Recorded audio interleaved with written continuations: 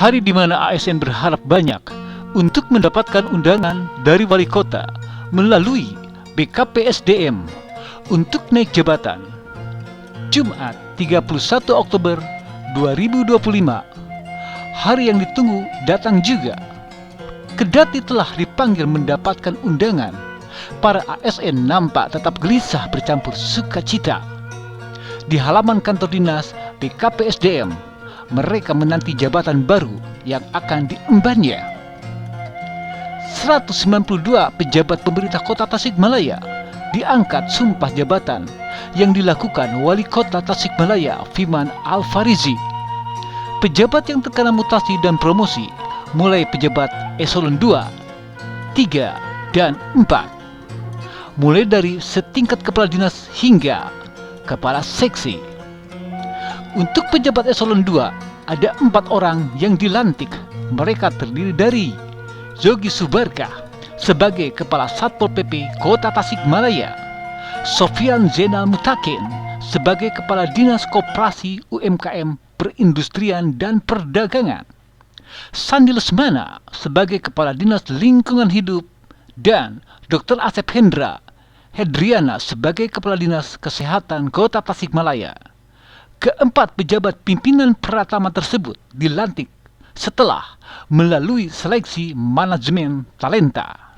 Karena itulah ke depan bukan hanya untuk kepemimpinan eselon 3 dan eselon 4, tapi tentunya spirit Kota Tasikmalaya sekarang, semangat pemerintah Kota Tasikmalaya sekarang adalah bagaimana meritokrasi itu berjalan di Kota Tasikmalaya. Bagaimana kita melihat dari kinerja dan kompetensi. Karena itulah yang akan bisa membangun kota ini. Karena itulah ke depan bukan hanya untuk kepemimpinan Republik Indonesia tahun 1945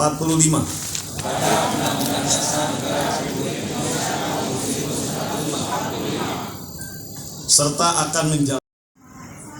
Saya menyatakan dan berjanji dengan sungguh-sungguh seluruhnya ikut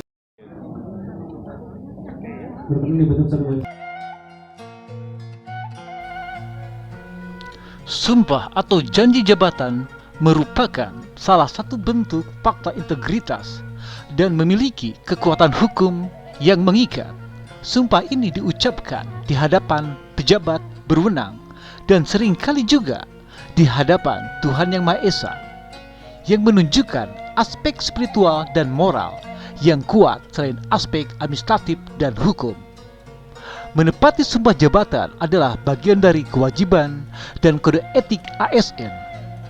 Pelanggaran terhadap sumpah ini dapat berujung pada sanksi disiplin, mulai dari teguran hingga pemberhentian, sesuai dengan tingkat pelanggaran yang dilakukan.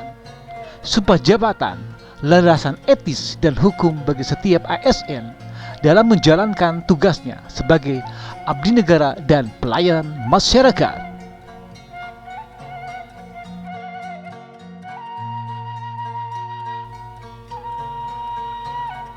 Wali Kota Tasikmalaya Firman Al-Farizi menjelaskan pelantikan ini merupakan bagian daripada mekanisme manajemen kepegawaian yang diatur dalam peraturan perundang-undangan. Setiap proses pengusulan dan penempatan jabatan, baik promosi maupun rotasi, dilakukan dengan berpedoman pada regulasi yang berlaku dan mempertimbangkan rekomendasi dari instansi berwenang, yaitu BKD. Firman menambahkan, dengan adanya pejabat definitif di berbagai posisi strategis, akselerasi kinerja Pemkot Tasikmalaya menjadi lebih baik.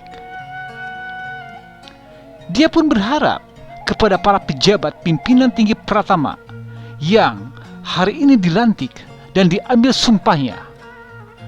Dia mengatakan, "Saya menaruh harapan besar. Jadilah pemimpin yang tidak hanya mampu memberi perintah, tetapi juga hadir sebagai teladan, penggerak, motivator, dan katalisator." Pelantikan ini adalah awal dari tanggung jawab.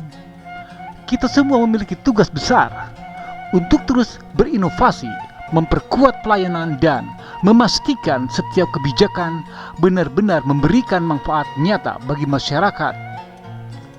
Terlepas dari pelantikan, saat ini masih ada 3 jabatan setinggi pimpinan tinggi Pratama yang masih kosong atau belum diisi.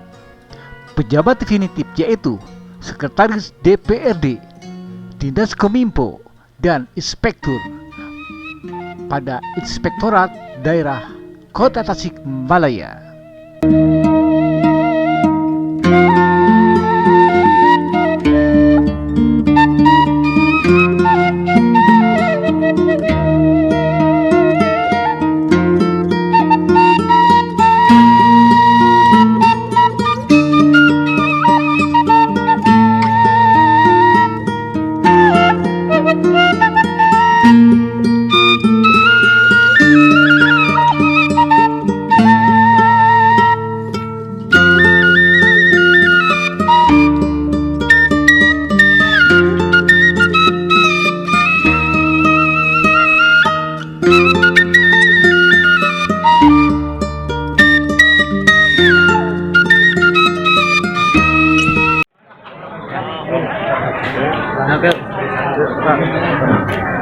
Ada pesan mungkin untuk oh ya, alhamdulillah hari ini telah dilaksanakan pelantikan untuk pejabat pimpinan tinggi Pratama, pejabat Eksekutif dan juga pejabat pengawas sebanyak 191 orang di sana, dan ini adalah hasil dari manajemen talenta untuk eselon keduanya untuk pejabat pimpinan tinggi Pratama, dan kemudian untuk pejabat administrator dan pejabat pengawas itu masih istilahnya hybrid ya, masih setengah-setengah, di mana memang nilai kita lihat dari Matarsik di sana kinerja dan juga kompetensi, ditambah ada manajemen talenta di sana.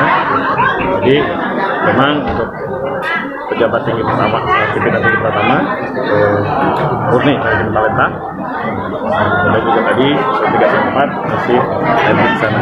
Dan harapannya tentunya beberapa hal yang tadi saya sampaikan di posisi yang baru, di amanah yang baru ini, pertama prioritas Kota Tasikmalaya harus berjalan, harus mengakselerasi ke depannya, harus cepat beradaptasi. Nasib juga prioritas ini harus bisa mendukung program nasional seperti Prabowo, MBG, Operasi Merah Putih, Sekolah Rakyat, kemudian juga tadi beberapa diamanahi Tasik harus menjadi kota yang bersih, kemudian di LH, terutama kita bagaimana PR di Dadaha, kemudian juga ada bagaimana PR di Masjid Agung di sana, kesehatan, tadi saya amanahi ke Kadis Kesehatan, bahwa semua warga Kota Tasikmalaya masih banyak yang belum bisa mengakses kesehatan di sana. Jadi memang perhatikan 191 orang ini memang terlihat besar-besaran, tapi ini memang efek dari sebelumnya sekitar 1,5 tahun lokasi ini belum dilaksanakan. Tentunya yang baik adalah organisasi yang dinamis yang sesuai dengan arah dan tujuan visi dan misi daerah. Berarti Pak yang sekarang tinggal 4 ya?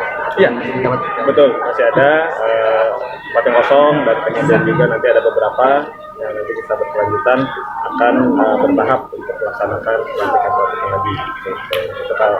Kalau ditanya itu kenapa, memang karena faktor teknis, faktor administratif yang memang kita harus penuhi dari PKN. Tahun apa gimana nih? Gimana? Targetnya Pak? Kenapa? Kalau yang 4 itu? Kalau bisa November, kenapa harus akhir tahun? Gagah. Ya, gitu. Ya, kita tambah.